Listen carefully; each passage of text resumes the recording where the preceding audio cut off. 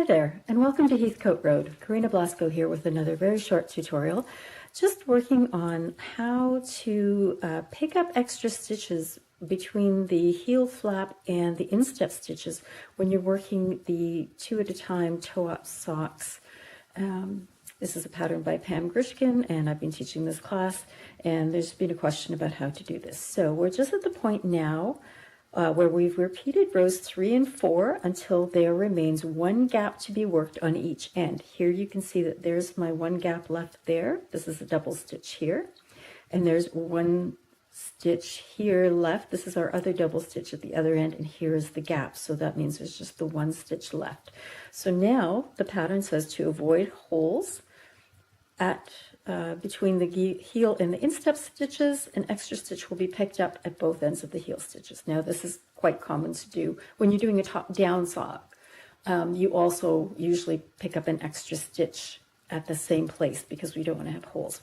So I've worked the next row, row 3, says slip 1, knit 1 across the row, and I've been doing that. So you'll stop one stitch before the gap. So I'm going to continue to work my pattern. So I'm slipping the stitch, knitting the next one, and now there's one stitch before the gap there. So now I'm going to work the slip, slip, knit with the double stitch. So I'm going to slip as if to knit, slip as if to knit. Now I'm taking both parts of that double stitch. Now I'm going to insert my left needle into both these stitches. It looks like there's 3, but that's because the double stitch has 2 legs, and we're just going to knit those together through the back loop. So there's that part of it. Now I'm going to pick up the extra stitch in between. This is my instep stitches here. It's a little messy, but there's my instep stitches here. And this is the end of my nice slip stitch heel flap. So usually what I do is we'll go in here, and you'll usually pick up either this thread here, I don't know if you can see that all right, or you can sort of pick up from this stitch, this little stitch here, and this one. So that gives you a little bit more reinforcement. So what I usually do is I pick up, I'm just going to sort of pick up between there. Sometimes it's easier to do with your right needle and then transfer it to your left needle. So you can do that and work your extra stitch there. Or sometimes if you pick those up and then work into the back of those loops, that gives you a much tighter, nice, neat picked up stitch. So now to finish following the pattern, we're going to turn, because we're still not going to be going in the round, so we'll turn around. Oops, lost my other needle here.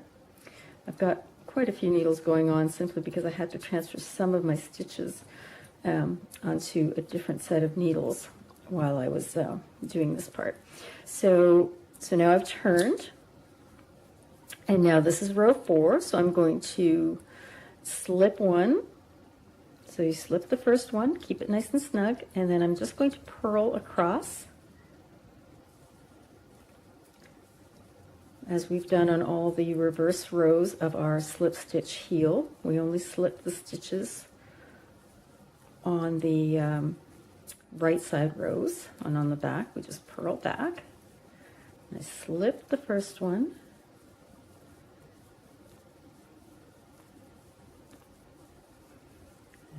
purling across,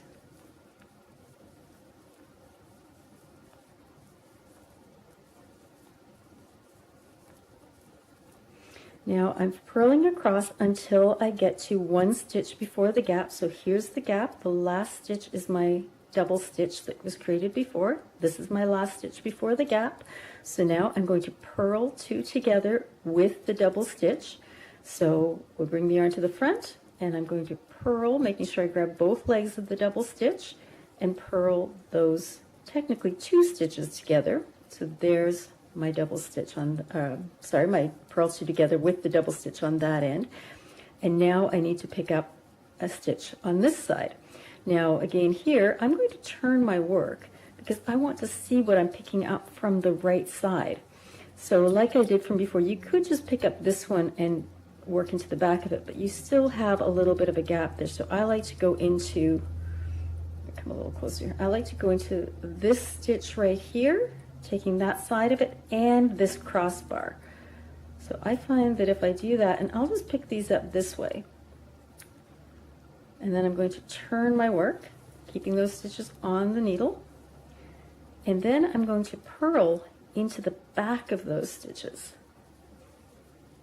to give myself a nice tight little join. When I turn it around to the other side, you can see it's quite, you know, secure there. There's not going to be a gap there.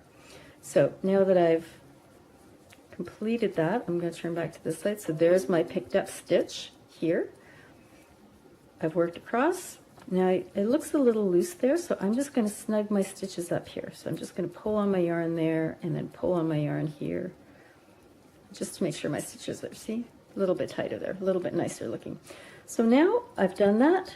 I've picked up that extra stitch between the gap, and now I'm turning my yarn again, or my work again, as the pattern says. And then now I should have, I'm doing the size small, so I should have 31 stitches along here. That's what I have. So I'm going to now continue. The next row says to slip one stitch, so I'm going to slip as if to purl.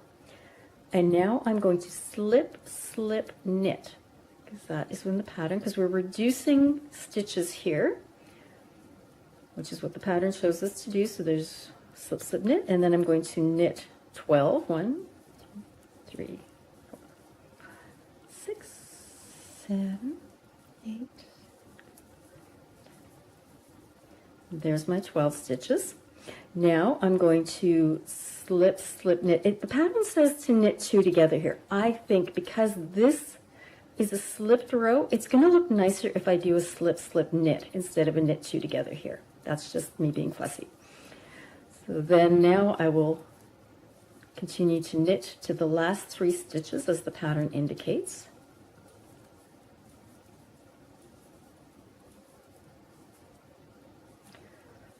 So there are my last 3 stitches, and now I'm going to knit 2 together here. I'm just looking at my thing, yep, because this, see, this is a column here, so that will be the top stitch when we knit 2 together, so that will look nice. So I'm going to knit 2 together and then knit 1. And there I should now have 28 stitches, which is 1, 2, 3, 4, 5, 6, 7, 8, 9, 10, 11, 12, 13, 14. 14 times 2 is 28. That's how I count 2, by the way. I use 2 fingers so that I can't get confused. If you go this way, you can jump sometimes and forget where you are. So I go 1, 2, 3, and I count by 2s and then double it and then add any that are left over there. So I have 28 stitches, and now I am ready to go and do my heel turn on the second sock.